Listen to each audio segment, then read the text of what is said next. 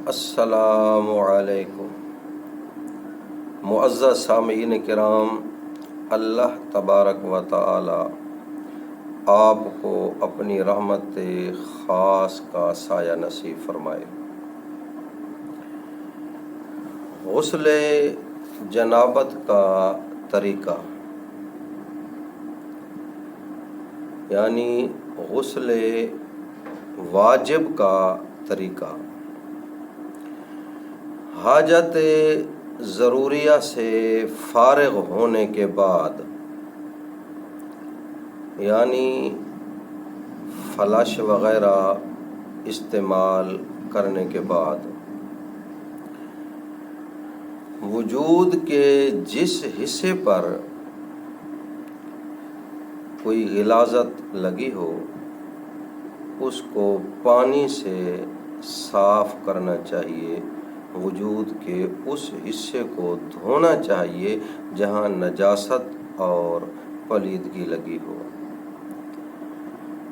پورے جسم کو بالکل صاف اور ستھرا کرنے کے بعد غسل جنابت کے لیے سب سے پہلے وضو کیا جاتا ہے، جس طرح کے نماز والا وضو کیا جاتا ہے۔ اس وضو کے اندر اگر انسان نیت یہ بھی شامل کر لے کہ میں اس وضو کے ساتھ نماز بھی پڑھوں گا، نیکی کا کوئی عمل بھی بغیر نیت کے نہیں، اسی لیے جب غسل جنابت کے لیے وضو کرے گا تو نیت میں صاف ہے یہ بات، یعنی دل کے ارادے میں یہ بات ہوگی کہ میں جنابت سے طہارت پاکیزگی حاصل کر رہا ہوں۔ تو اس وضو کے اندر غسل جنابت والا جو وضو ہے، یعنی جس طرح نماز کا مکمل وضو کیا جاتا ہے، اگر نیت شامل کر لیتا ہے کہ میں اس وضو کے ساتھ نماز بھی پڑھوں گا، تو پھر اس کے لیے شرط یہ ہے کہ دوران غسل اگر انسان کا ہاتھ یعنی غسل کرنے والے کا ہاتھ اس کی شرم گاہ پر لگ جاتا ہے تو اس کا وضو برقرار نہیں رہتا، نہانے کے بعد اس کو نماز کے لیے دوبارہ وضو کرنا پڑتا ہے۔ اگر اس نے دوران غسل اپنے ہاتھ کو شرم گاہ پر لگنے سے محفوظ رکھا تو پھر اس کا وضو برقرار ہے، یعنی نماز اس وضو کے ساتھ پڑھ سکتا ہے۔ صرف اتنا ہے کہ انسان غسل کر رہا ہے غسل خانے میں یا کسی پمپ وغیرہ یا جیسے کچھ نلکا وغیرہ ہوتا ہے تو پھر جو نیچے جگہ ہوتی ہے وہ صاف نہیں ہوتی، اس لیے وہاں غسل خانہ وغیرہ سے نکلنے کے بعد اپنے پاؤں دھو لے، اس کا وضو بالکل ٹھیک ہے۔ اگر دوران غسل اس کی شرم گاہ پر ہاتھ نہیں لگا، اگر لگ گیا تو اس کا نماز کا وضو نہیں، دوبارہ اس کو وضو کرنا پڑے گا۔ تو یہ وضو جو ہم غسل جنابت سے پہلے کرتے ہیں، یعنی غسل جنابت کرنے کے لیے جب ہم وضو مکمل کر لیں تو پھر غسل کرنے کے لیے سب سے پہلے دائیں طرف کا ارادہ کیا جائے، دائیں طرف سے شروع کیا جائے، یعنی وضو کرنے کے بعد پانی بھر کر پہلے دائیں ہاتھ کے ساتھ دائیں کندھے پر ڈالا جائے، پھر 3 چلو پانی یا 3 ڈونگے وغیرہ یا جو اس کے پاس برتن موجود ہے نہانے والا وہ 3 بھر کر اپنے سر پر ڈالے، پھر مکمل وجود کو پانی سے تر کر لے اور صاف ستھرا کر لے۔ دائیں طرف سے شروع کرنا ہے، پھر سر پر 3 وہ پانی والے برتن ڈال کر مکمل وجود کو صاف کر لینا ہے۔ یہ ہو گیا غسل، یعنی جنابت کا یہ غسل۔ ہاں، اگر عورت غسل کر رہی ہے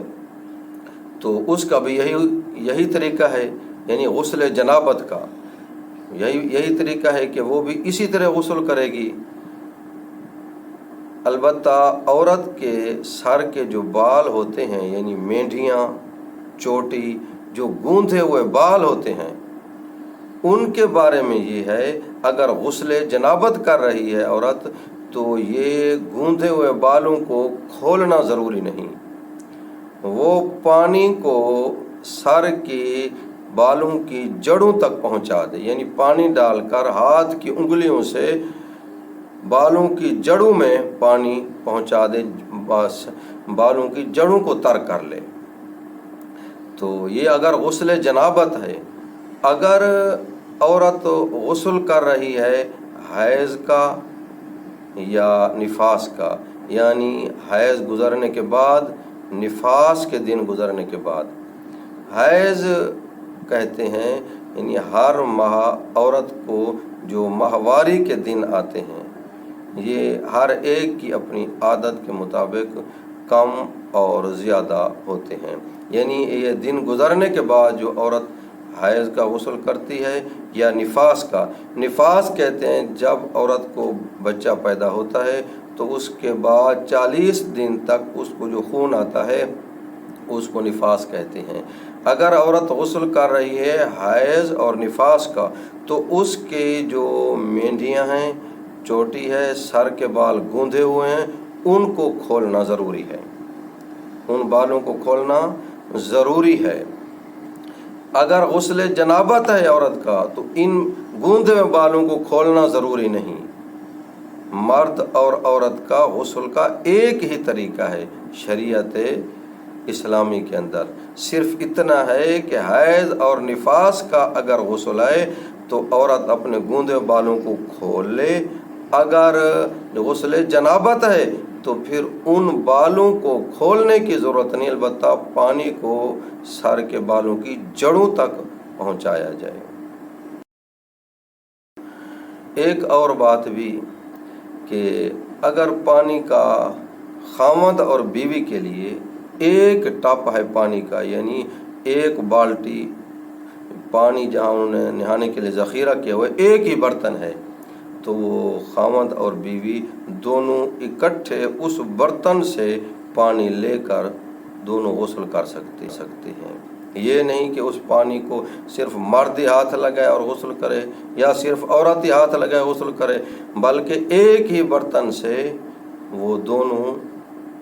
غسل کر سکتے ہیں، خاوند اور بیوی۔ یہ آپ نے سنا غسل جنابت کا طریقہ۔ ایک اور مسئلہ بھی ساتھ شامل کر لیتے ہیں۔ خاوند اپنی بیوی کے ساتھ جب ہم بستری کرتا ہے تو ایک مرتبہ پھر اگر وہ دوبارہ ارادہ کرتا ہے تو اس کو چاہیے کہ پہلے وہ وضو کر لے، وضو کرنے کے بعد دوبارہ وہ اپنی بیوی کے ساتھ صحبت کرے۔ اسی طرح جیسے مرد وضو کرے گا اسی طرح عورت بھی وضو کرے گی، یعنی دونوں وضو کر لیں، وضو کرنے کے بعد دوبارہ اپنے ارادے کو خاوند اور بیوی پورا کریں، یعنی وضو کرنا پڑتا ہے، وضو لازمی ہے۔ اسی طرح خاوند اور بیوی ہم بستری کرنے کے بعد اگر وہ سونا چاہتے ہیں یعنی ان کا ارادہ ہے کہ غسل ہم صبح کو کریں گے، تو پھر بھی ان دونوں کے لیے یہ لازم ہے کہ وضو کر کے ان کو سونا چاہیے، بغیر وضو کے نہیں سونا چاہیے۔ اس کے اندر دنیاوی فائدے بھی بہت زیادہ ہیں کہ جب انسان ان مراحل کے گزرنے کے بعد وضو کر لیتا ہے تو اس کے دماغ کے اندر جو مواد ہوتا ہے، یعنی جسم کی گرمائش وغیرہ سب کچھ وہ بالکل فریش ہو جاتا ہے، وہ سب کچھ ختم ہو جاتا ہے۔ شریعت اسلامی کے اندر دین اور دنیا کے فائدے موجود ہیں۔ یہ آپ نے غسل واجب کا طریقہ سنا، یعنی غسل واجب کا طریقہ سنا۔ جس طرح مرد کے لیے غسل لازم ہے، اسی طرح عورت کے لیے بھی غسل لازم ہے۔ چونکہ عورت کے ساتھ جو خواہش ہے، اسی طرح مرد کے ساتھ بھی وہی خواہش ہے، یعنی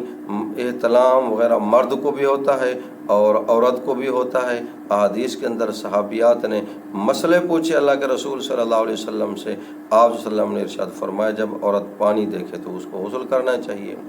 تو اسی طرح ہمیں ان دین کے مسائل کو سمجھنا چاہیے تاکہ ہماری زندگی ایسے رائے گاہ نہ گزرے۔